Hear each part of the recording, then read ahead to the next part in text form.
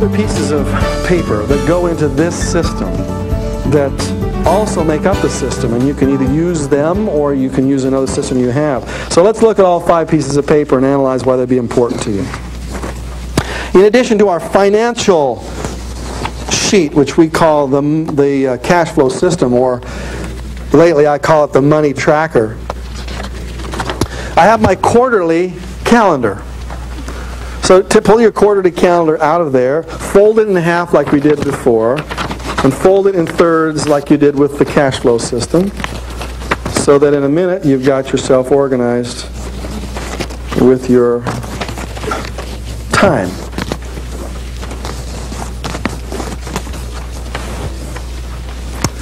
Okay, got this? Now I want you to look at how this works. On this one little piece of paper we have 90 days or 3 months worth of dates for us to plan for. Now you'll notice that they're blank in here. So let's figure out what this month would look like. The month of September, we find ourselves on the 11th of the month, and this happens to be a Monday. So over on the second week where it says Monday there, I'd like you to write 11, 12, 13, and go through the rest of the month until you filled it out. Okay? Second one down is 11. Is that right? Or it would be the third one down. No, it would be the second one down. That's right. What was the first day of September? What day was it? It was a Friday? Yeah. Okay, 11 would be the second one down. 11, and just fill in the blanks there.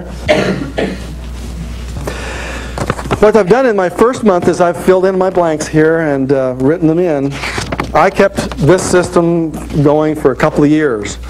This is the backside for my months of October and November, if this is the way you're filling it out. In other words, I want every one of you to get in the habit of planning out your days 90 days in advance. How many days in advance is the average person planned on the North American continent? A day to Friday. But most of the time it's very less than a week. And usually it's like a day at a time. They just get up in the morning, they say, what do I got to do today? They get in the car, they rush to work, they grab their Starbucks, and they just move on through the rest of their life. It's just the way it works. What is the average American corporation planned out for? 5 years. The average Japanese corporations plan out for 150 years. And you ask the question, what is going to happen in 150 years? How do they know what's going to happen in 150 years? They plan for it to happen. The future is not something that happens. It's something that you make happen by the way in which you organize your life. And so what's going to happen by the year 2000? See, for many of you, you're just going to wake up in the morning of the year 2000 and say, well, this is what I get. And some of you are going to specifically plan for that to happen. So this is the way for you to begin that process. When you got up this morning, it's the 11th of September, you should have been planning the 11th of December this morning. You got up this morning, you had 15 minutes for what I call hour of power. It doesn't have to be an hour of power. It just can be, your power hour could be just 15 minutes. But if you'll do that 15 minutes every day and you plan out the 11th of December, your future will be cheaper than if you'll do it, wake up the morning of the 11th of December. Why? Why would it be cheaper? It'll be cheaper. It'll be less expensive. Why? If I plan 11th of December today, instead of waiting until then, why will it be cheaper? You won't 3 months of inflation. Well, 3 months worth of inflation, that's an interesting thought. I hadn't thought about that. Yes.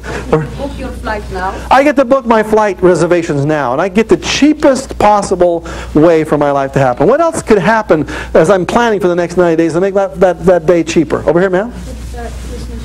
My Christmas shopping could start today. You bet. I've been walking through looking for bargain basement kinds of things. Oh, that'd be good for a Christmas present for her. You throw it in the bag and you let it sit there for 3 months. Yes? Taxes, courses, anything that you do to think.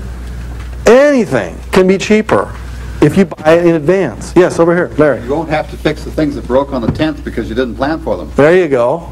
Yeah, that's right. I can get maintenance done. I can get my cars serviced the way they're supposed to be serviced waiting until they break down. Because if they break down, it costs me 2, 3, 4 times as much money in advance. The further out you plan, the richer you are. You should say that aloud with me right now. The further out you plan, the richer you are.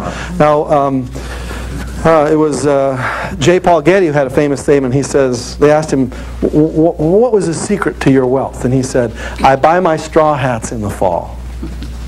So I don't wait till the springtime when everybody wants straw hats and the sun is beating down. I wait till it's dark and cold and nobody wants those straw hats. And then I buy them all. And then when I get to the springtime, I've just kind of warehoused them for a period of time. I sell them all at full retail and I make a fortune. You should all be buying your straw hats in the fall. That means buying your things early before they are really expensive. What's the best time to buy Christmas ornaments during the year?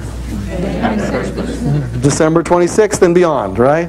But most of us wait until December the 1st. Then we rush out. The most expensive time of all is when we buy our Christmas trees. You know, the most expensive Christmas tree we can get. And then we buy the lights. We all wait until the last moment. Now, you might say this is not that big a deal. It's a difference between 50% off of your life. If you're now, barely making it at $3,000 a month, this is another $1,000 that would go into your pocket. What could you do with that $1,000? Invest it. That's where you invest it. That $1,000 is what makes your future wealthy. And so this planning is absolutely critical. It's one of the main skills of saving. I have to save my time and save my money. So I now have my way in which I can control my months. Whenever you write down an appointment, you write it here in your quarterly calendar. Stick your quarterly calendar inside your little pouch. And therefore I've got my money and my time figured out, but I do need my daily figured out. So let's go into our power planners and let's pull out the weekly goal right here. And as soon as you see one like this, fold it in the middle and into thirds. And since this is Monday, make sure Monday is facing outwards.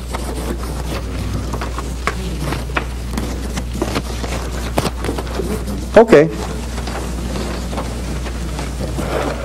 Now, stick Monday into the flaps that are the top and the bottom. That are on the outside, you'll stick the bottom into the tiny little flap on the bottom. You'll stick the top into the tiny little flap on the top. And therefore, it faces outward and is ready to be written on. You see that? If you need some help, you can turn to your neighbor and your neighbor will show you how to do it. Okay?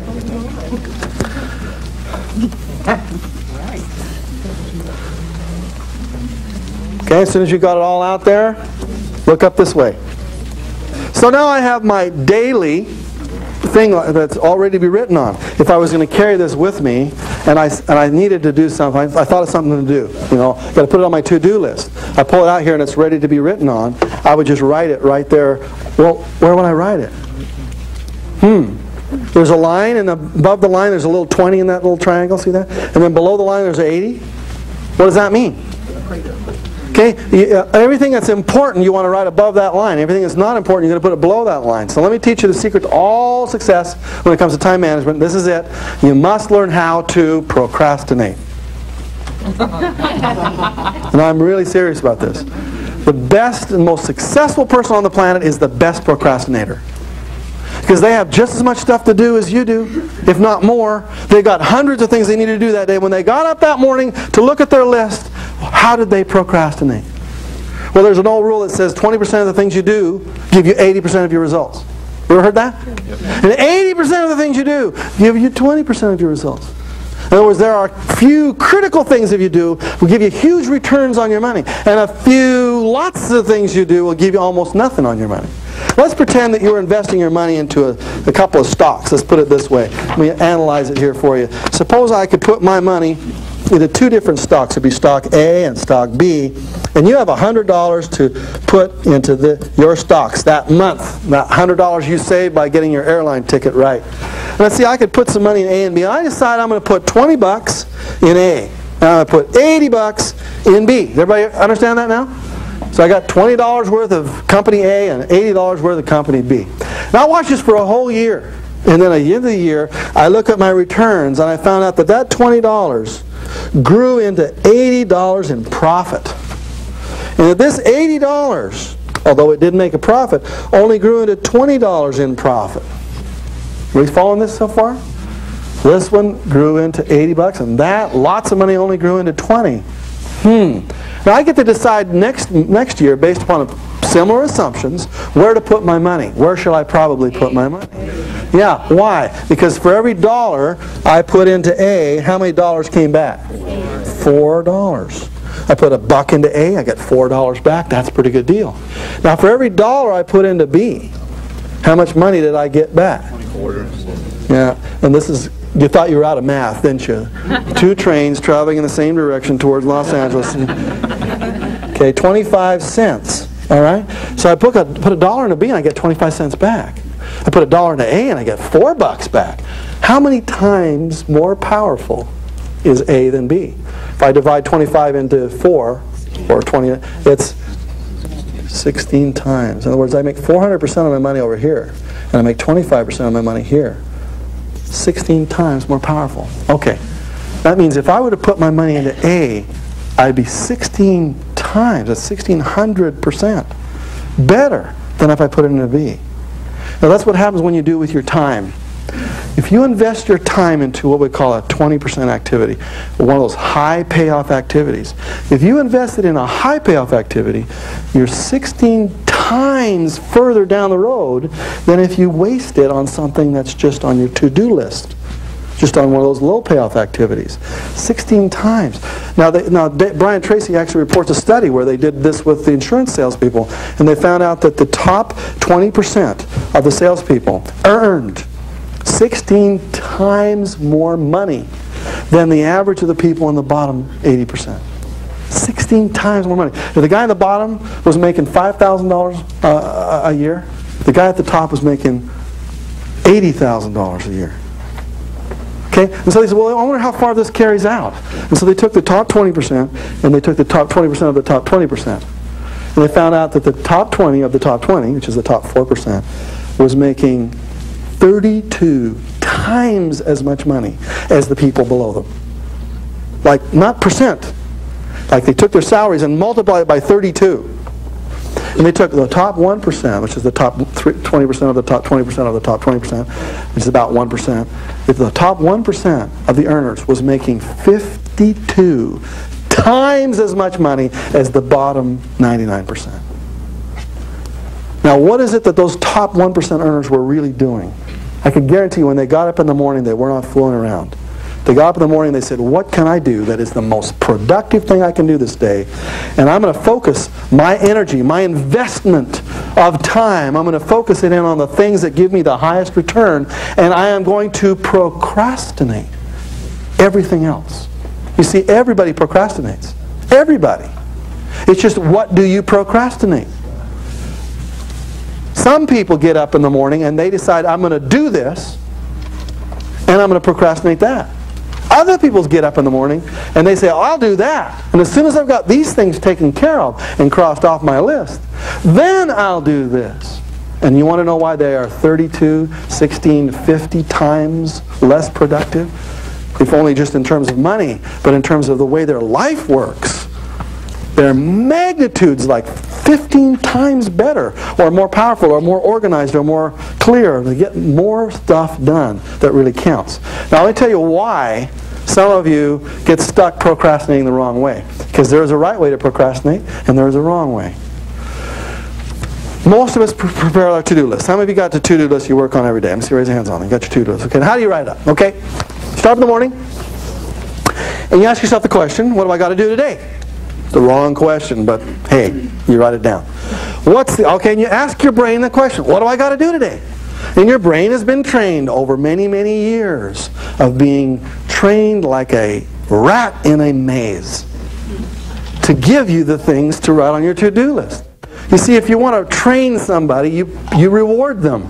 So how do you reward yourself for asking yourself that question every day? What do I got to do today? The more things you can write on that to-do list, the more you're rewarding yourself. Right? So I want to have lots of things on my to-do list, because if I cross those things off, what happens? I have an endorphic response. My brain cells go, yahoo! And you just cross it off, and it's almost orgasmic. In fact, some of you, at the end of your day, if you've done something and forgot to write it down, you'll go back at the end of the day and write it on your list so you can cross it off. Isn't that right? You will, won't you? So at the end of the day, the way your day counts is if you've got lots of stuff crossed off. Okay? I'm going to try to tell you here that it's irrelevant how much stuff you cross off. That is, throw it out the window. That's the way poor people think. The way wealthy people and the way most successful people on the planet think is that what are the 2 or 3 tasks that I can start today that may not get done for weeks. They might have to remain on that list, that I can focus my energies on until they finally get done, and that really pushes me forward. But ineffective people have been trained, like they train a rat, to want to cross stuff off. What you're really crossing off are the fun, fast, frivolous things that in the context of life are totally irrelevant. Most of us don't have on our to-do list, love my family, you know. It isn't on your list. That's the most important thing that counts. It's not on your list, is it? We're almost always writing things on our list that really don't count. And therefore, when you do your to-do list, you have to ask that question in a very serious way. What do I got to get done today? What is critical? What is going to push my life forward today? It's going to make my life really count today. And only reserve that space at the top of your page here for the 20% of those activities. Therefore, when you have your brain pop into with a question like, you got to get the milk. Where am I going to put that on my list? I'm going to put it down here in the bottom. It doesn't mean I shouldn't do it, and it doesn't mean it's not important. It means in the context of the long-term picture, it's not that critical. And therefore, I'm going to put it in what I say the bottom 80%. The top 20 are reserved for the things that are probably going to stay on that list for a while, that I'm probably not going to cross off, but I have to work on every day. Now, when do I do these things that really, in the context of life, have to get done, but really don't mean that much to the long-term picture of it? I mean, I still have to do certain things every day. And my life is made up of shaving, for instance. I got to shave. You know, I got to do that. And I've got to take my breakfast, you know. And really, that's really not going to push me that far forward in life. So when do I do those things? Well, how many of you know there are times in your day when you are productive and times when you are less productive? Anybody have times like that? How many of you are the most productive in the morning before noon? See, raise your hands on that. How many of you are the most productive in the afternoon till about 6 p.m.? How many of you are the most productive from 6 p.m. till about midnight? Okay, how many of you are the least productive in the morning till about noon? And the least productive, some of you raise your hands on both of those. How many of you are the least productive from noon till about 6 p.m.? How many of you are the least productive from 6 p.m. till about midnight? Okay, all of us know when I have our high energy times and low energy times. Therefore, I'm going to ask you to only do during your high energy times those 20% activities that require your full attention, your full energy. This is not the time when you open the mail. I can open the mail when I'm brain dead. I can open the mail during the time of the day when I've just got nothing left. I can do that. That's easy to do. Oh yeah, I can do that. I don't want to do that during when I peak energy times. For instance, if you're writing a book, you know, during 4 o'clock in the morning and 7 o'clock in the morning when there's nobody up, that's when you want to be focusing. If that's the way your life is works, that's the way it works for me. That's not the time when I go make a milkshake. That's not the time when I want to watch the news. That's not the time when I want to open the mail. That's the time when I want to sit at my computer, when I want no interruptions whatsoever, when I focus my 100% attention on seeing how many words can I get on that page a day. Because every page I write on a page of paper is worth $20 to me. That's how much I make for every dollar I write. Every and, the, it, whatever is 20 bucks. And so during that time when I'm writing my words, do I want to have somebody divert me from my $20? Are you worth 20 bucks a minute or $20 a word to me? You know, no, good. Then don't bother me. I'm writing words here. I'll talk about how to do that when I call infopreneuring. Because if you're an infopreneur, you make money by informational words, right? So you have to plan your day, not to say there are some things that are worthless. They're not. You know, we all have to get the laundry done. We all have to get the tickets to the play. We all have to go pick up the kids from school. Those things are critical and very vital. You just need to plan those things during our most productive moments in life if we can. And to delegate everything else. Okay, does that make sense? So our planner here, our day is divided into asking yourself that question. What are the most productive things? What are the least productive things? Writing them on that list and only crossing them off during our most productive times. Now, as soon as I finish with Monday, then I'll flip and fold this to Tuesday, and I'll fold it to Wednesday, Thursday, etc. On my daily sheet, I have a place to jog my memory every single day on things that are critical to me. Now, you'll notice here at the top, in kind of subliminal form, there's a tiny little blue print in there that spells a word. What does the word spell? Spells the word power. And you know there's some numbers next to it. A 3, a 2, 2, 2, and a 1. Next to the word power, there's a number 3. I'm going to say to you that this is probably the most productive time in your day when you plan your day out. That's the 15 minutes to 30 minutes that you spend every day to plan either the next day or plan the day itself. How many of you do your planning the night before? How many of you do the planning the day of? How many of you just don't plan at all? When you get up in the morning, you should have you should be ready to hit the ground running. I like to do my planning the night before, but I don't do it all the time. But it's nice. Whenever I don't do it, then I have to plan that morning, and that gets me involved in planning time, and it kind of slows me down. I like to have my brain processing that stuff all night long. So when I wake up in the morning, because I've taken my Proflavanol the night before, when I wake up in the morning, you know, I'm ready to hit the ground running, and I just have to look at my list and see what's critical for me to get started on, and I can get started on it without having to spend more time fooling around. So I'm going to give myself 3 points for that day if I've done my power hour. Now, it doesn't have to be an hour, but it has to be done, planned. The more you plan, the cheaper your life is going to get. The more you plan, the more successful your life is going to be, if you've got that extra attitude of action. The next thing down there is the O, which stands for others. And so I'm going to plan, and the first thing I want to plan to do is to take care of other people. Not only my financial aspects, but in all aspects of my life. Does that make sense? So, what we have here is a system for us to organize, if I can find my system. I lost my system. Oh, here it is. Oh, thank you. Thank you. Thank you. So here's my day where I organize my 80/20s. Here's my months where I organize my 90 days in advance. Here's my days where I control my money. There's 2 other pieces that go to our system. What are they? Okay, I got my journal where I write down my important activities. And there is a journal in there. And in addition, there is a phone book in there.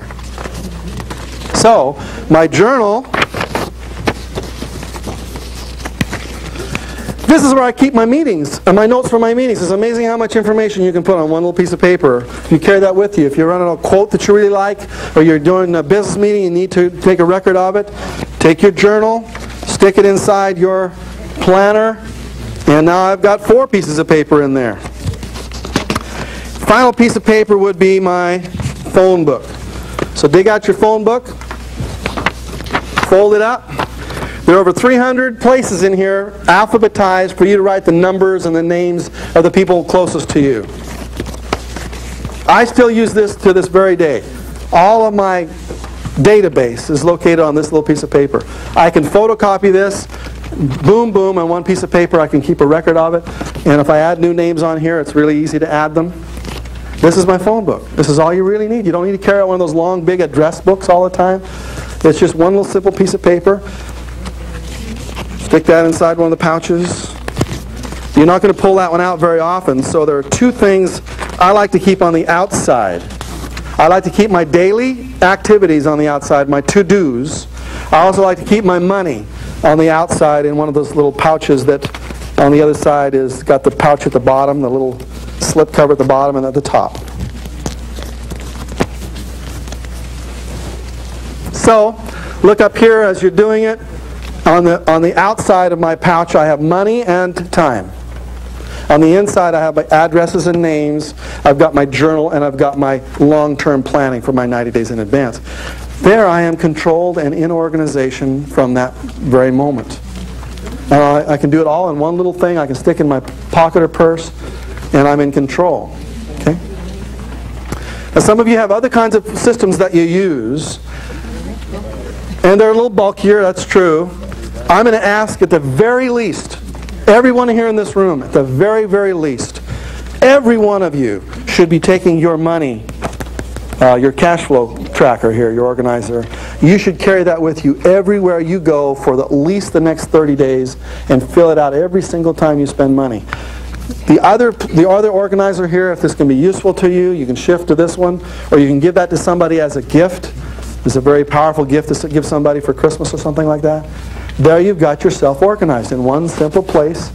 Everything you need. Time, money, people, it's all there. Okay? We didn't finish completely with our scoring system though, did we? Our daily scoring system. Let's just finish that up. We talked about the power hour.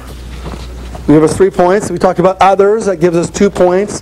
The next one down the line is work FTF. That gives us 2 points. What does FTF stand for? Waiting for you to tell me. FTF stands for feared thing first. Okay? Not first things first. Feared thing first. I'll tell you why. Most of the time, the first things are always the feared things. And one of the reasons we don't like to do our first things first is because we don't like to fail. Because most of us are perfectionists. How many of you are perfectionists in this room? I see you raise your hands on that. You're perfectionists. You're going to wait until it's right? So you'd rather have 100% failure because you never do it than to have 50% failure because you just get started. The reason that we don't do our most important tasks is because we don't want to fail at the most important things in our life. And yet the only thing you can really do is to stumble into it and get started immediately. You got to do it. And most of the time our fear is we are not going to be judged well by our peers. We're afraid. That's why we're perfectionists. That's why we want to do it perfect, because we're afraid of what they think. Now I'm going to ask you to take the feared thing first. The thing that scares you the most as you go down your to-do list. And I'm going to ask you to put it at the very top of your list and do it first. Now there's several reasons for that. First reason is because it'll probably be one of the most important tasks. Number two, it'll do wonders for your self-esteem. Let me teach you the secret to all self-esteem right now. If you run from what you fear, your self-esteem automatically goes down.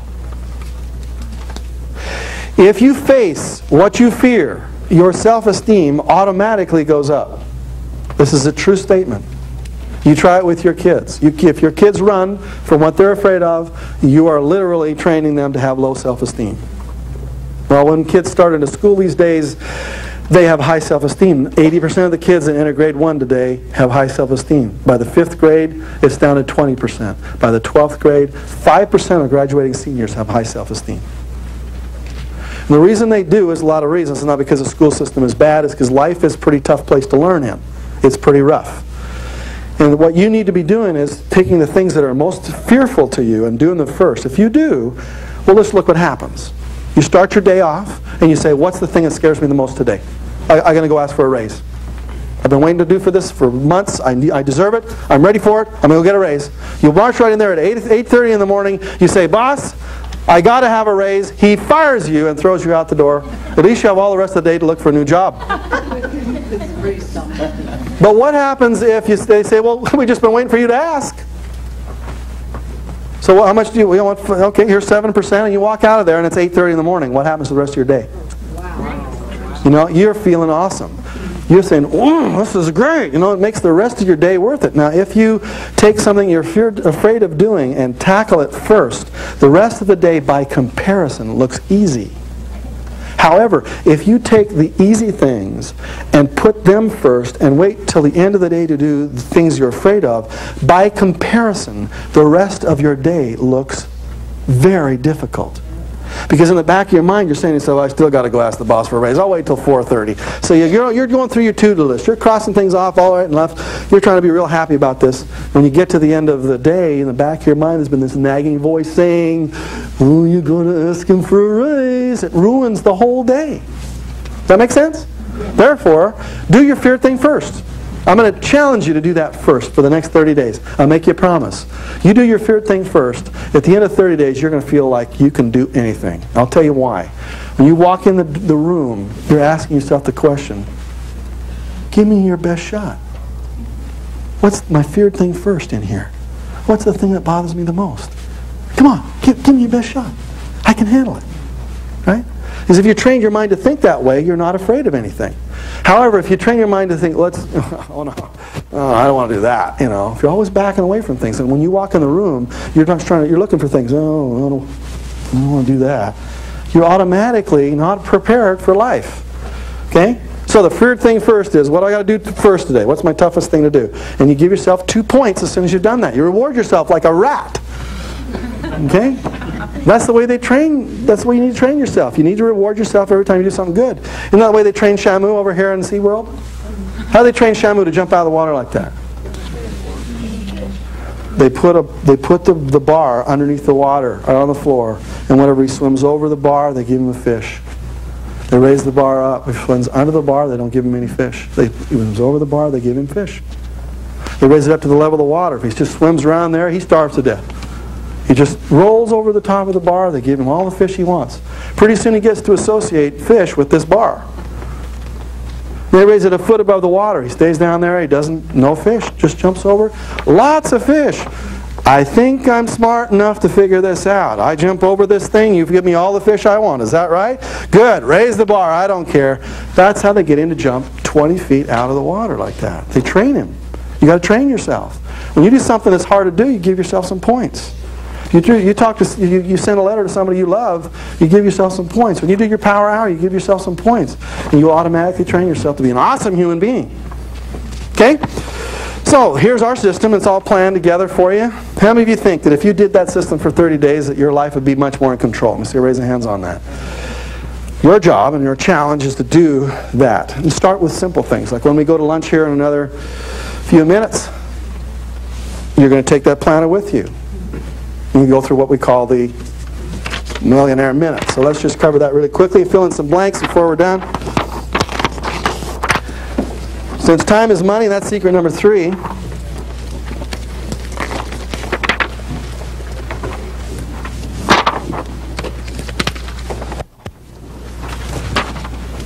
J. Paul Getty says, buy my strats in the fall. So the further ahead you blank, the blank you will be when you get there.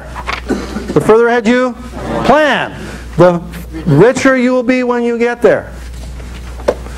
Money mentalities. Plan your blanks and procrastinate your blanks. Plan your 20s and procrastinate your 80s, or if you want to say it another way, plan your needs and procrastinate your wants.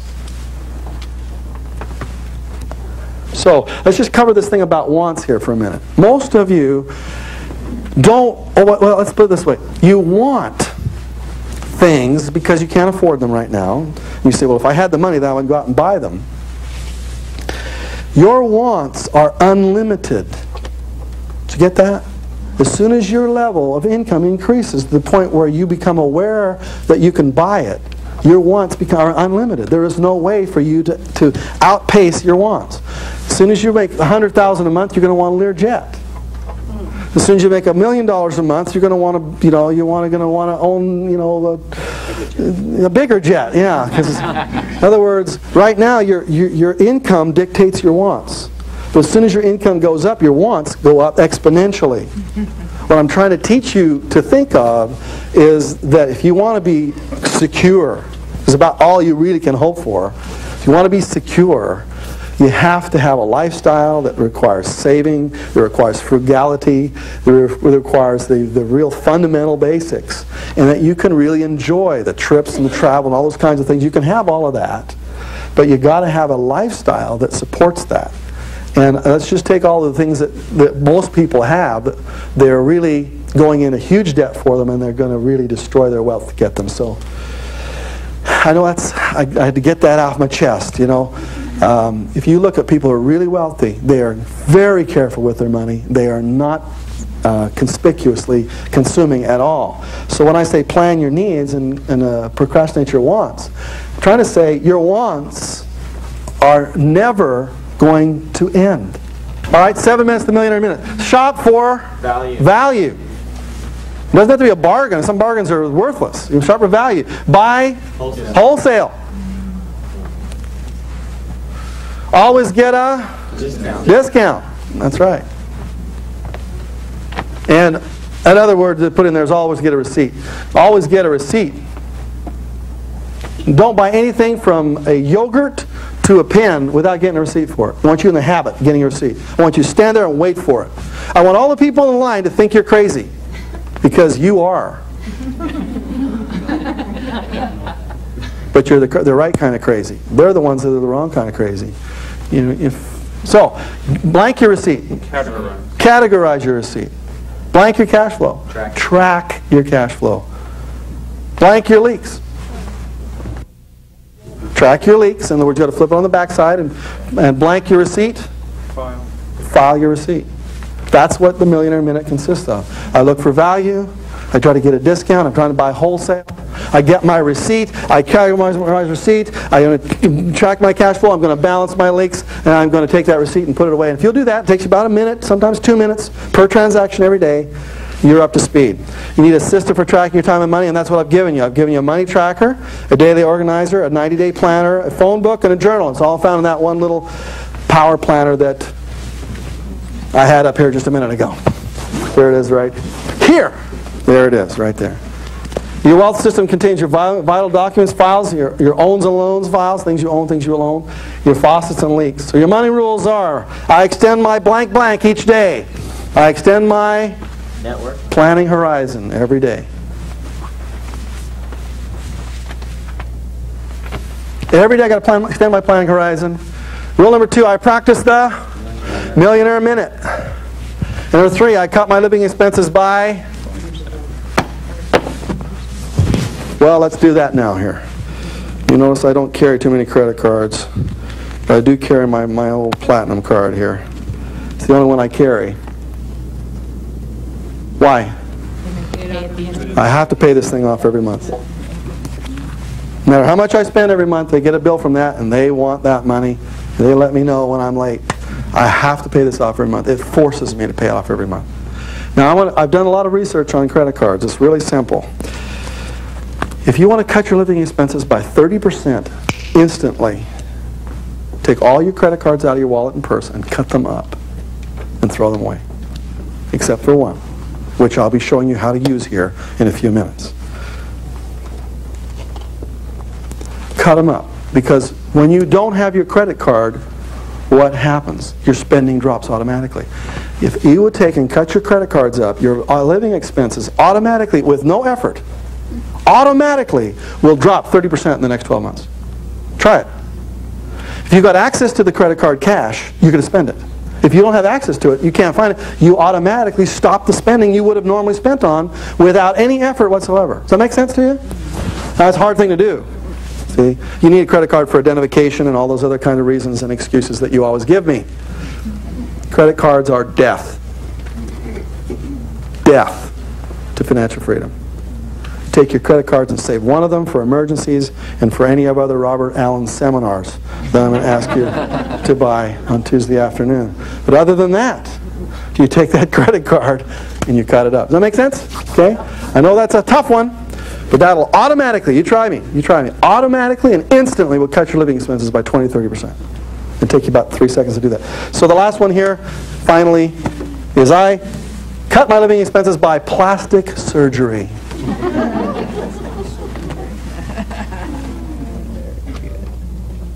All right?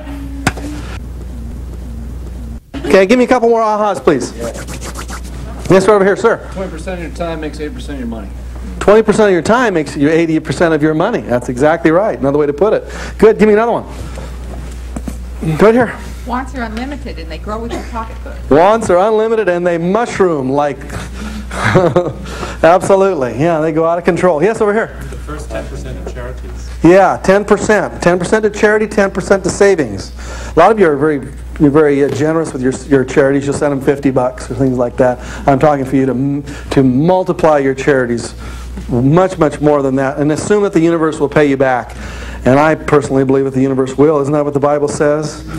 Bring foods into the storehouse and see, and he says, prove me now herewith to see whether or not I will open up the windows of heaven and pour you out a blessing so there's not enough for you to receive it. The point is, just say challenge him. Okay, good. I'm going to be good. I'm going to pay my share. You take care of me. Back here. Fail to plan, you plan to fail. That's right. Absolutely. You fail to plan, you plan to fail. Go over here, ma'am. You have 2 ahas? But no, Nature abhors a vacuum. Nature abhors a vacuum, which means? They'll fill it up. Yeah, okay, good. Give me another one. Another aha?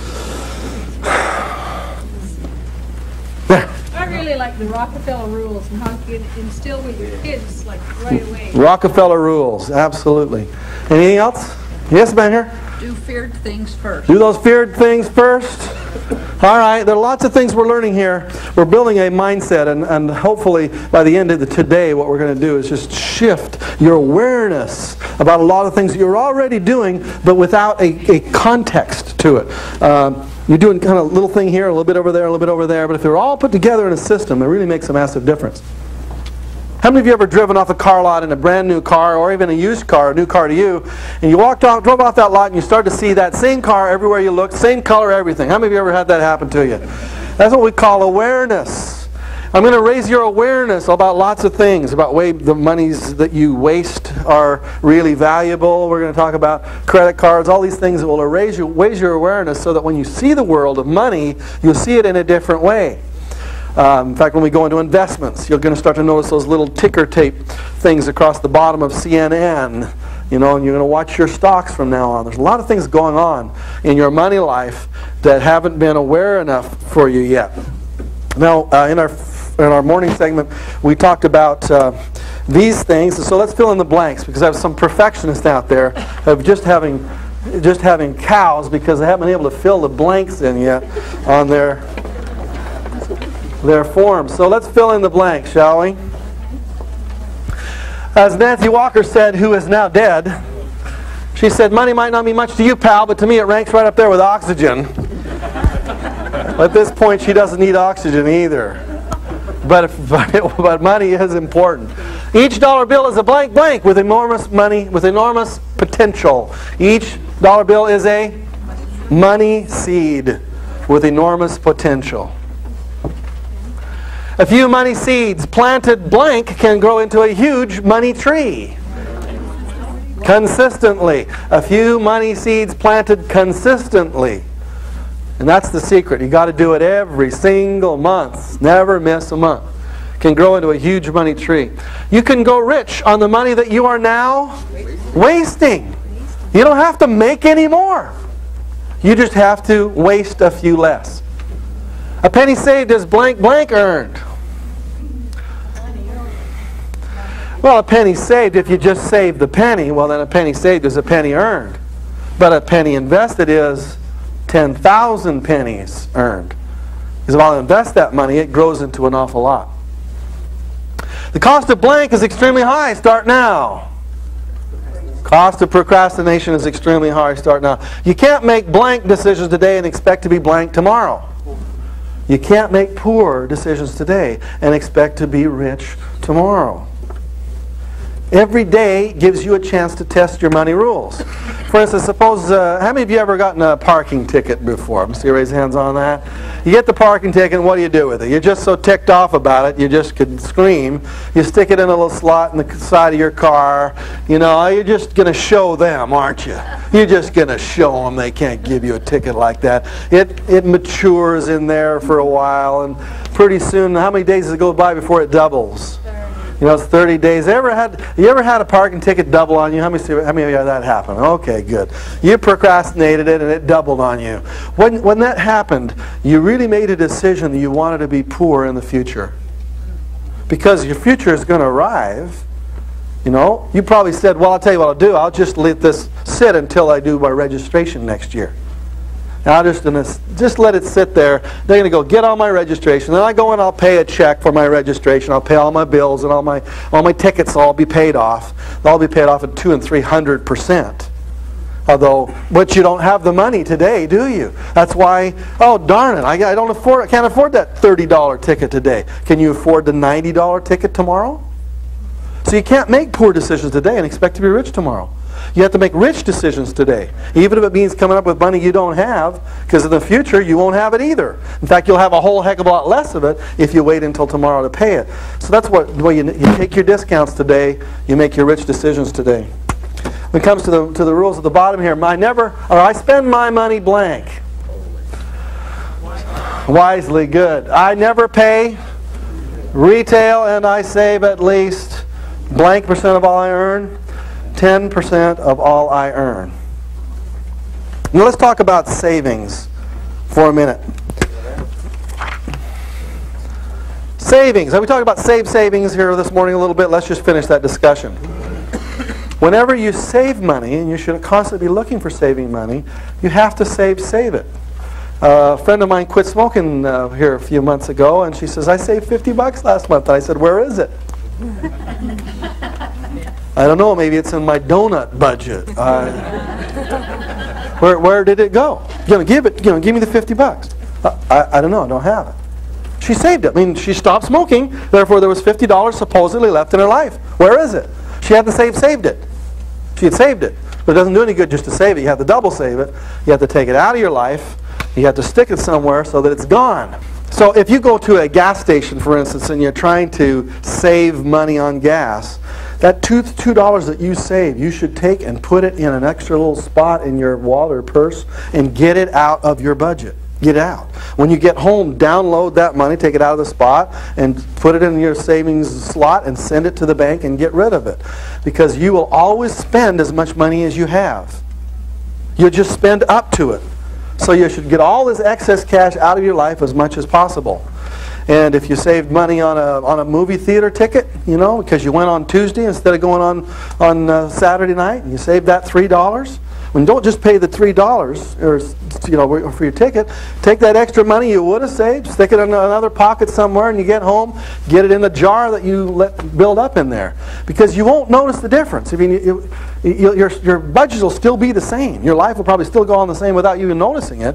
Is you'll have this extra $200 or $300 or $400 a month that starts to kind of build up over time, and pretty soon it gives you that chance to put money in, stocks and bonds and mutual funds and things of that nature. All right, so that's what I call saving, and it's really critical. And so we've talked about 4 skills up to this point. Well, actually, we've talked about 3 skills. Now we're going to go into the 4th, 5th, 6th, and 7th skills. First skill we talked about was valuing it. How many of you are valuing those dollar bills more today than you did yesterday? Let me see, raise your hands on that. How many of you actually filled out your little money tracker there when you got your, okay, good.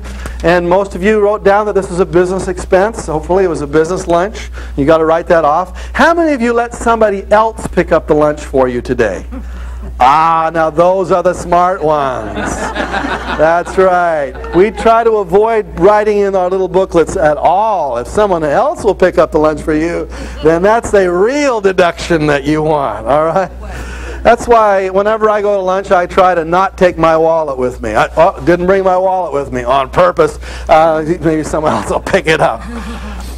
Now, let's see, we got our savings. I mean, our valuing our money, that's critical. The skill number 2 was what? Yeah, controlling that money as it flows through. I've got to control it. The 3rd skill is to save that money. And these things are fundamentals. We all heard this thing a million times, but most of us don't know why you save. And we don't understand the value of saving. If you save just $1 a day, you invest that at 10 to 15 or 20%. By the time you reach that 66 years old, you have $1 million. You have $2,750,000 all the way up to $1 billion. So this gives you an incentive for saving. It's critical. Now, what do I do with that money when I've saved it? See, when I've saved it, and I've got a bank account with money sitting in it, what do I do with it then? Got to invest it. Now, investing is different than saving. And investing is different than making money.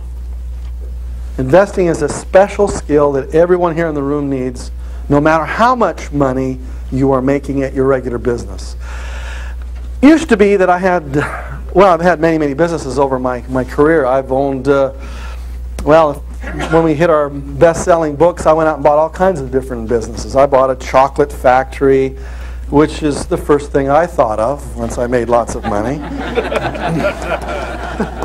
Your wants do multiply, and you get what you really want, right? My wife bought a clothing store. We went and invested into a Broadway play.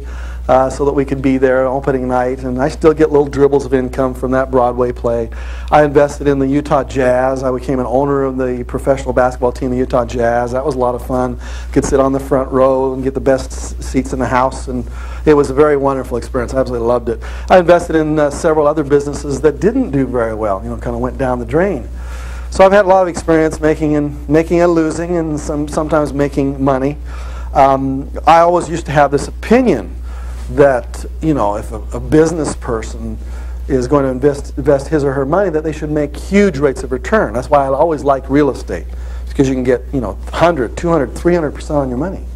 I can invest $25,000 in cash to buy a foreclosure property and get $75,000 or $100,000 back, in a year period of time if I've looked really carefully. So I get high rates of return. When I compared that to the rates of return from the stock market, I always, and this is of course before 1989, I always would say, why would anybody put their money in the stock market? Or in mutual funds, or in a savings account, or in certificates of deposit? If you could make 200-300% on your money, why would you ever put your money in those other kinds of investments that are more traditional? And that was a huge mistake on my part, because I didn't realize that there were two skills. See, I thought there was just making money, which is skill number 5. I hadn't thought that skill number 4, which is investing money, which was essential to my investing and my business life, and it is to you too. Even if you're a business person and you're making lots of money at your business, you also have to have on the side your investments to go along with it, and I'll show you why. Suppose you, let's just take real estate for instance. Let's suppose you do really well. You buy a copy of Nothing Down, or you go to one of my 5-day seminars and you just go crazy with real estate and you're doing incredibly well. And let's say by the year 2000 you want to retire. It gives you 4 or 5 years to get there, and you make that $5 million net worth of yours, all right? So you got $5 million in real estate. What are you going to do with it? Suppose you just want to retire and have the money coming in on interest. You don't want to have to hassle with the properties any longer. So you go sell all the properties. And let's suppose you got your $5 million in after taxes. That was $5 million coming into you. Well, actually, let's be realistic here. You're going to have to pay taxes on that, so it's going to wipe out probably 40% of it at least. So I got $3 million left over, and I'm going to put it in a bank account somewhere. And I'm going to have that earn money from me, right? Let's see, well, how much would $3 million in the bank earn me if I wanted to retire? If it's at 3% interest, 3% on $3 million, how much a year? Yeah, it's about $90,000, $100,000 a year, and is that wealth?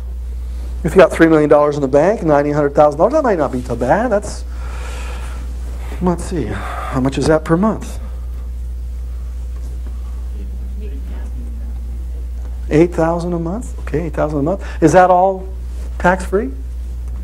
Because this is interest, isn't it? So I'm going to have to pay taxes on that. So $8,000 a month, I got to wipe out half of that for interest and on my taxes on my interest. So I'm down about $4,000 a month. Now that doesn't even make the payment on that Nothing Down $1 million mansion that you had there. So $4,000 a month is really not all that hot, is it? So what are you going to do? See, you've got $3 million in the bank, and you're really only netting about $4,000 a month. That's if your money's growing at 3%. You're going to have to make it grow higher, aren't you? So what are you going to do? You're going to walk down to your local stockbroker, bring in $3 million in cash. Hi, I've worked 5 years of my life to get this together. I want to give it to you because I know you know what you're doing. You take my money and make it grow at bigger rates of return. Is that what you're going to do? You feel real comfortable about that, aren't you? No. As soon as you lose control of your money, you lost. It's a real secret. You don't lose control of your money. You got to know where it is. You got to know who's managing it. You know what the rates are, where they're investing it, etc. You never turn over your money to somebody else and let them watch it for you. Period. You have to know what's happening to it. Well, you could get your money grow at 5% interest by just giving it to the government, and they'll give you a nice bond. You can probably get 7% on that if you wanted to. And in some instances, you probably get some tax-free money on that, 5, 6, 7% tax-free. That's pretty good. So I'm making $7,000, $8,000 a month. But if you want to get to 10%, now that starts to get a little tricky. I get 10% of my money, I have to give it to somebody else who knows what they're doing, and I got to watch over their shoulder. If I want to get it to 12 and 13 and 15%, that's also very tricky. See, if I'm making 10% on my money, $3 million, that's $300,000 a year. Now I'm starting to get where I could really probably live on that. It'd probably be okay. The point is, there's going to come a time in your life, Mr. Business Person, where you'll have a chunk of stuff to invest. And I'm going to ask you where you're going to put it and who you're going to give it to. And if you're like a good entrepreneur, you're going to have to watch over that, just like you did with your business, or you're going to have some troubles down the road. So I'm going to challenge you that you have to do it as you go along, not waiting till the end to learn it. And I want you to have some experience investing in the stock market, investing in mutual funds and things like that, because I want you to experience it every single month, almost every single day. As you're watching TV, you're watching in the side of your corner of your ear, you're listening. What did the Dow Jones do today? You know, did it go up? Did it go down? How much of my money's in there? You may only have $500 in there. But I want you to know, by experience, the feeling of what it's like when you got your own money lying on the line here, because that teaches you how to take care of it. If you wait till the end to invest your money, you will not have that savviness that comes from watching, even subliminally, where your money is growing. You got that? Now let's suppose on the other side of the coin that by the year 2000 you lost everything. You put everything you got into this business of yours. You put everything into it, and it, darn it, you just didn't make it. So by the year 2000 you're out. You're done. You're going to start from scratch. You may be even deep in the hole. If you hadn't taken 10% or 5% of your money and stuck it aside for what we call our long-term investment process, you wouldn't have money to kickstart yourself with. You would have just spent it. You would have poured it back into your business thinking that's what you needed to do. And so from both standpoints, if you make it big or even if you lose it all, you need to have that investing part that goes in there. Now, where should you put your money? How do you get your money to grow? Where should you put it? There are lots of traditional ways of investing our money. And I want you to explore all of them, all right? So let's start over here with what we call taking stock consistently. Secret number 4, 10 rules of investment. Warren Buffett, our richest man in America when it comes to investing in the stock market, says, I'm a better investor because I'm a businessman. And I'm a better businessman because I'm an investor. Most people really don't understand that statement. They think they're both the same. Business, investing, what I've tried to delineate for you here is they are two different skills. He says, I run a business. I'm an entrepreneur. But I'm a better entrepreneur because I know how my money grows in the stock market. And I'm also a better investor in the stock market because I know how hard it is to make that money grow when I'm an entrepreneur. And so the skills work together with each other. So we're going to talk about what I call the 10 rules of investments, because I am going to challenge everybody here in the room, starting next Monday morning, to call up whatever local stockbroker turns you on, or whatever local mutual fund company turns you on, from calling whatever 800 number they've got in Money Magazine, from there to somebody that you know locally that handles these kinds of things. And I'm going to challenge you to cause them to set up an automatic debit out of your bank account and to have them pull money out of your account every single month with your permission.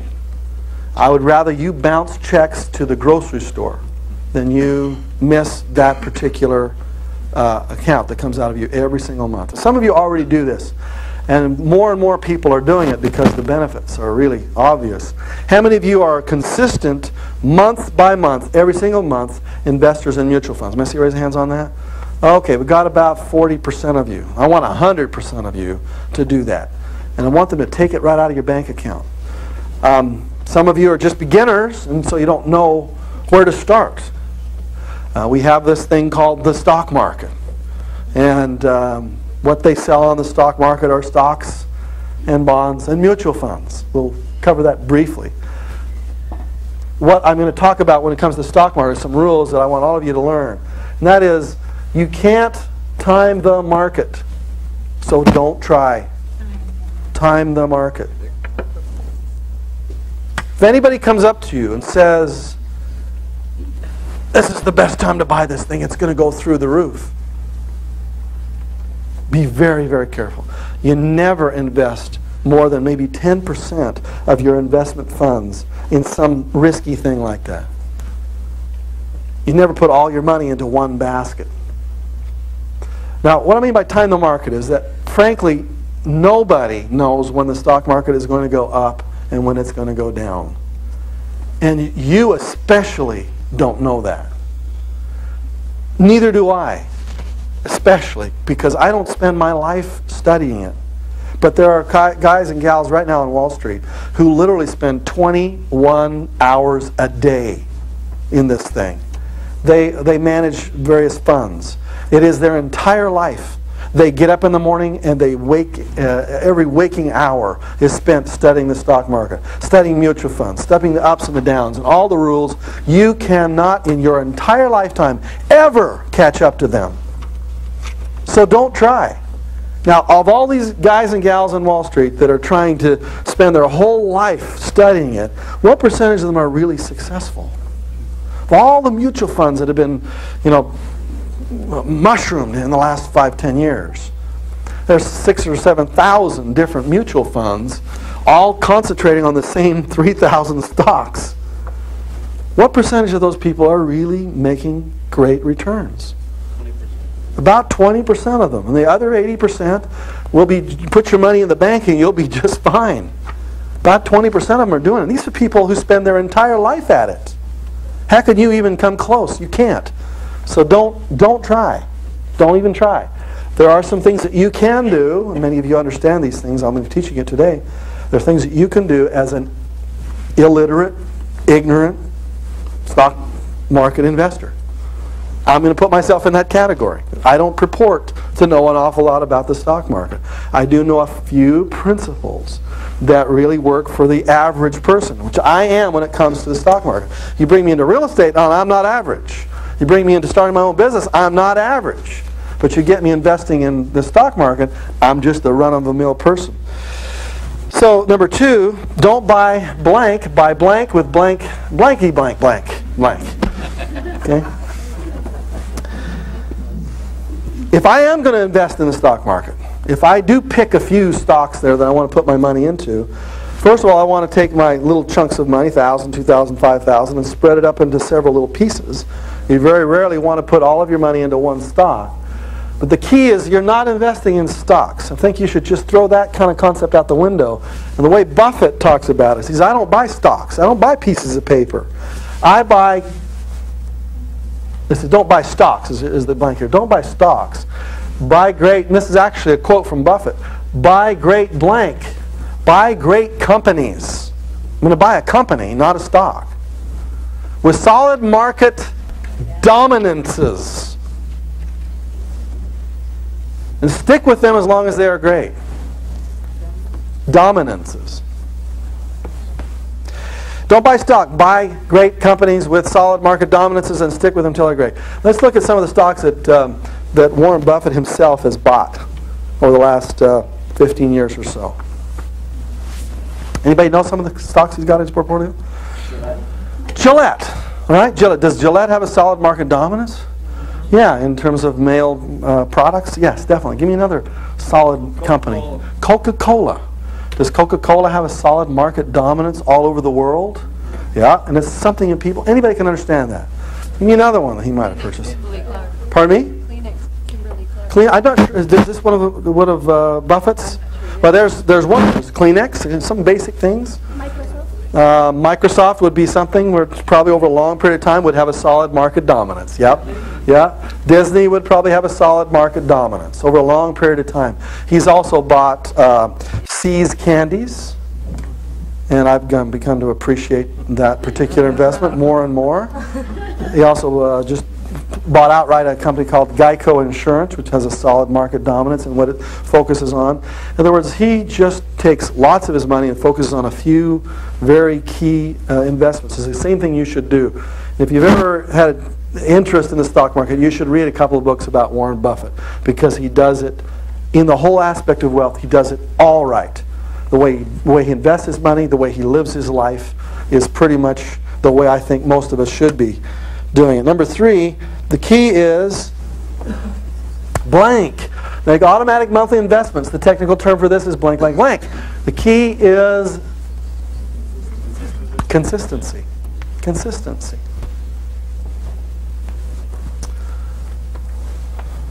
Every month, without fail, never miss a month. Consistently make your automatic monthly investments. The technical term for this is dollar cost averaging. Now, how many of you have never heard those three words before or never understood them? Dollar cost averaging. Let me see everybody's hands on that. Dollar cost averaging. Let me show you a chart that really was stunning to me the first time I saw it. And it really taught me what this really means when I say dollar cost averaging, the difference. I'm going to show you two stocks. I'm going to show you one, actually we're going to take two funds, which a mutual fund is just a group of stocks that some person has selected out of the stock market and put them together in what they call a fund. Here are two stocks, funds. I'm going to put that over to the side like that in that way. Let me try it this way. Try that. Okay, here's Fund A, and this is Fund B. Fund A, they're going to make a monthly investment every single month, right?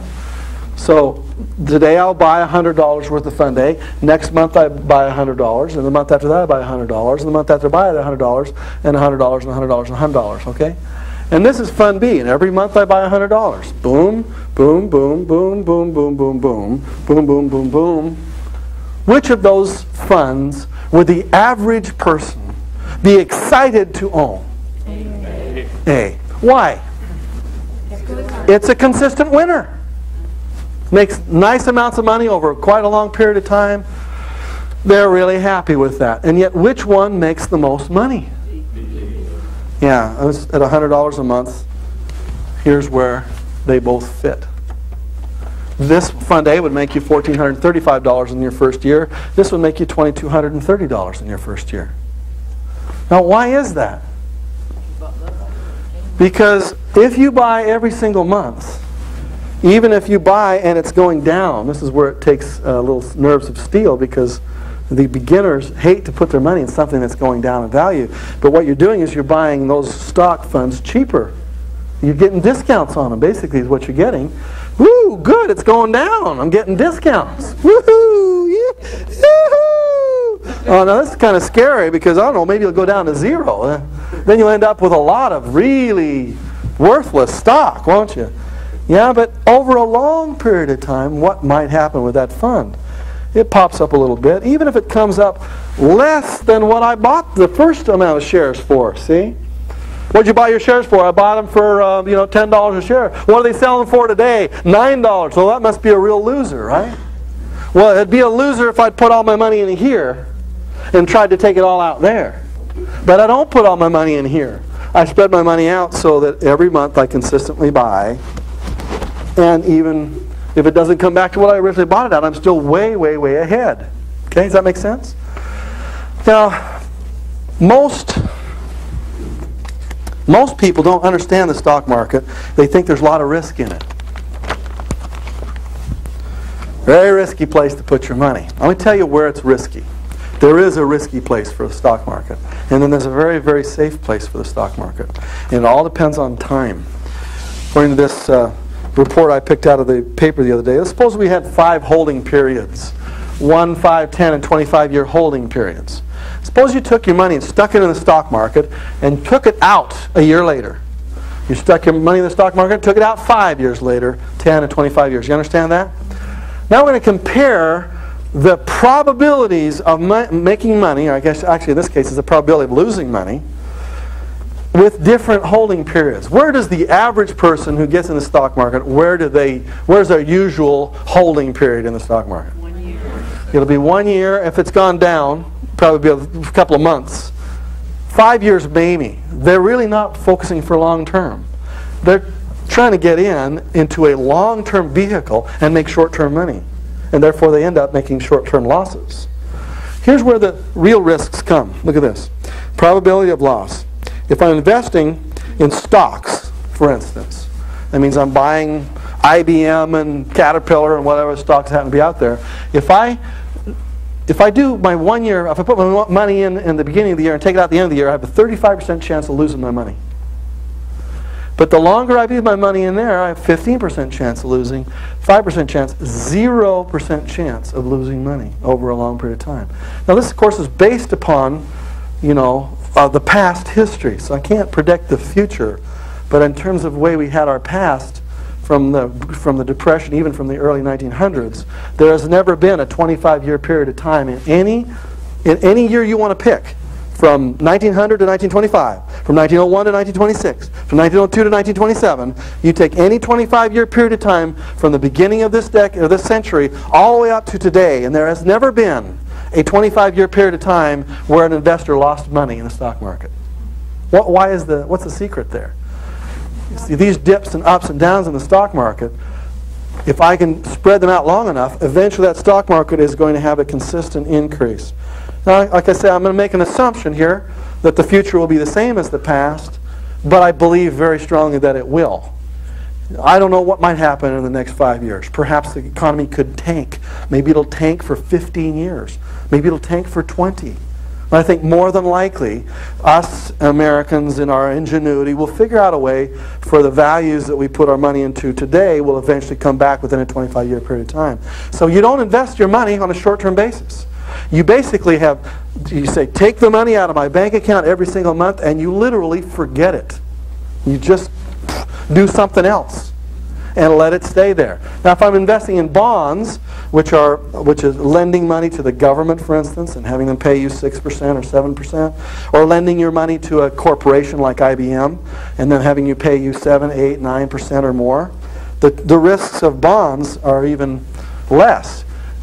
Putting your money out within 1 year is 19%. Within a 5-year period of time, there's a 4% chance that you'd lose money. 10-year period of time, 0 chance you'd lose money. 25-year time, 0 chance you're going to lose money.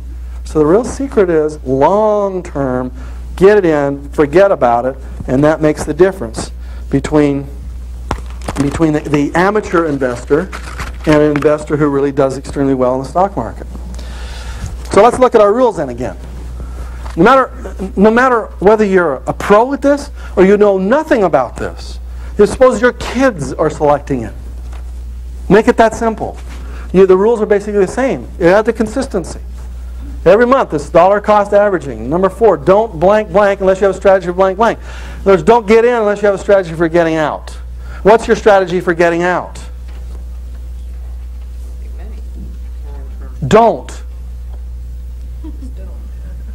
What's Warren Buffett's favorite holding period by his own quote?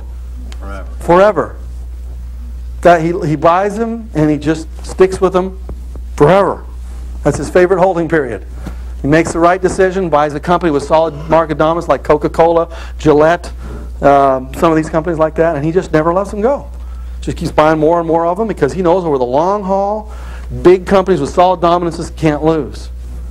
So don't get in unless you're planning on getting. If you're planning on getting out, just don't start, because the chances of you losing money in 1 year are real high. Okay, number 5, blank your money over several different investment classes. Yeah, this is called allocate. Allocate your money over several investment classes. You should, all of you, should have 3 kinds of investments. Each of you should have some stocks, most likely in mutual funds. Each of you should have some bonds, a bond where you're lending money to somebody, most likely in mutual funds. And each of you should have cash investments, just where you put your cash to park it for a period of time. Places to park your cash. The older you are, the more you should have in bonds. The younger you are, the more you should have in stock. If you're getting to be in your 50s or your 60s, you should be shifting towards bonds. And that's what this newspaper article that somebody put on my desk here just a second ago, that's basically what it's going to tell you. It's where you allocate your money. Therefore, if you're under 40, you should probably have 50% or more of your money into mutual funds. If you're over 40, you should be shifting that percentage where more and more of it goes into bonds. Well, how do I pick bonds, and how do I know? open up a newspaper and I got lists of thousands of different mutual funds to pick from. How do I pick one? How do I pick one that has stocks and one that has bonds in it and some that are money market funds? Where do I go to pick that out? How do I do it? How did you make your decision?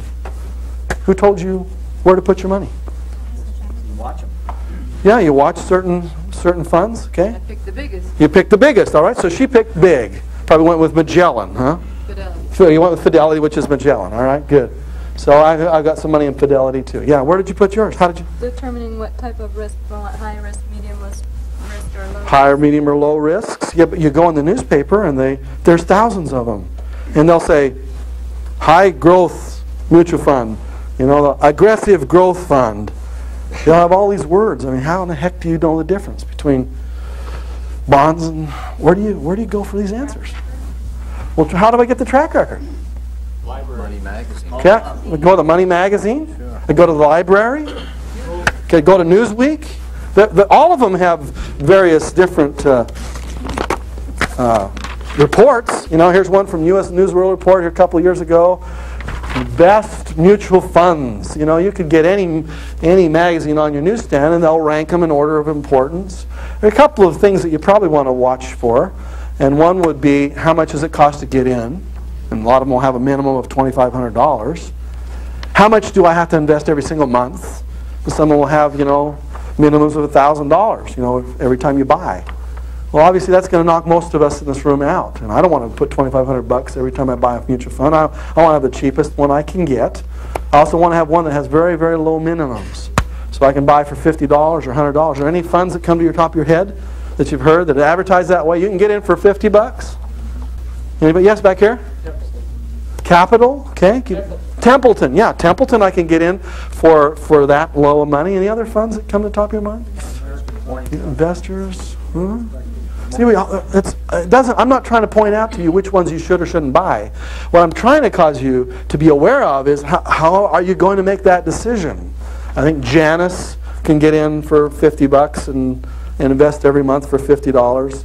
There's a list that I can get on what I call no-load funds and load funds. Okay, so just make that quick decision. What's his best? Load funds or no-load funds? No load. When I compare the actual returns from a group of people that are load funds, that means they pay commissions. You have to pay commissions. And every time you put $100 in, they're going to take out $4 or $5 for commissions every time you invest. That's a commission you got to pay. Versus no-load funds, where every time I buy $100 goes right into the stock. You get 100% of it. Load funds would be commission ones, and no-load funds would be no commissions. If you look at the results over a 5-year period of time, for instance, which one of those wins the race? The load funds or the no-load funds? They're about even. It's about the same. It's about the same. In other words, even though you paid commissions, you're going to end up about the same as if you pay a no-load. And so the question is, if you are pretty good at investing your money by yourself, and if you like to make those decisions by yourself, then just make them with the telephone and do your no-load investing. If you're a total beginner at this, then call somebody up on the phone that lives in the area, a financial planner, for instance. You probably all know somebody in your circle of friends who's a financial planner, which means they sell something. And call them on the phone and say, what do you represent? Tell me what the commissions that you're charging on your funds. Are they load funds? Yes. And you need to find out what their track record is. And then if you're totally ignorant at it, let them guide you for a while until you get the feel of it. Because pretty much over a 5-year period of time, there will not be too much difference between whether it's load or no load. Okay. I can recommend the names of a couple people that I really like to use in this area that are financial advisors. One of the fellows that helped me do some of the creation here is a fellow by the name of Saul Klein. And I absolutely love Saul. I think he's great for giving great advice. And there are everybody has a name or two of people that they like to go to. Just the key is pick somebody and get started immediately. That's the real key. Whether you're in Canada or whether the United States, it doesn't really matter. Now, some of you like to get really into it and tinker around with programs. There's a program from Morningstar that can analyze the rates of the funds. And there's some other what's another company that does analysis of mutual funds? There's just another one recently. I think it was Lipper or Morningstar is good. Can't remember the other one. Morningstar, I went into my computer program. It's a CD-ROM. It cost me about $500. And on my own computer, I can pull out funds based upon their performances. And so I can put the criteria. And I was looking for funds that I can get into for less than $1,000 and sometimes $2,000. And I wanted to look at the highest funds that had the highest return. Now this is about a year old, so this is not for your investing purposes now. It's for illustrative purposes for you to see. What Morningstar gave me was this chart right here, which talks about this year, the funds that had the highest total returns for a 1 year period of time. In order to get into Fidelity Emerging Markets, I don't know where they are now. They might be underwater now. But back then, it cost me $500 to get involved. There was their phone number, and that was their total 1 year return, 81.76%. Is that pretty good return? Okay, over a long period of time, it probably isn't 81 for very long. It's 81 minus 20. 14 minus 2, 75 minus 42. Over a long period of time is the real key. How consistent is that? But this shows me on my computer program with Morningstar exactly what rates of return I can get on whatever these funds are. And there are just thousands of funds. It's just overwhelming. Here are a couple of funds that I picked out. I said I want the cheapest funds to get into. I want the ones that I can buy for the lowest amounts possible, but they have to yield at least 15% per year for a 15-year period of time in a row. And so it gave me 11 funds. It narrowed that, of all the 6,000 funds out there, narrowed it down to 11. For instance, Templeton Growth, I can buy it for $100. I can buy Templeton Growth, and every month I could buy $100 of it. There's their phone number. Their 3-year return was 22.01%, and their 15-year annualized return was 16.25%. And there are 11 of them here. Now, like I'm saying, these are just for illustration purposes, but as you narrow things down, you can see that there are some have long track records with high rates of return over a long period of time, and there isn't anybody here who couldn't afford $25. That's $1 a day, isn't it? 30 days in a month, $25. Your kids could get a $25 mutual fund. American Leaders, Pioneer, United Income. I really don't know if these are good today, but I'm just trying to say that there is a universe of probably hundreds of funds that your kids could get. Let me tell you the difference that happens with your kids when you start showing them a statement when it comes in the mail and it shows their statement. It says, this is your money. That money that we take out of your allowance every week and we put it into your mutual funds, here it is. These kids start really catching on after a while. And you're driving down the road and you just got the mail and there's their statement in there. And it's got their name on it. And they open it up and it shows thousands and thousands of dollars in it because of the decisions that we've made together. Not only in their mutual funds, but which specific stocks to buy. So the kids, they just love it because they can say, hey, for $25, it's $1 a day. I can operate like a New York level. And that's what each of you should be doing.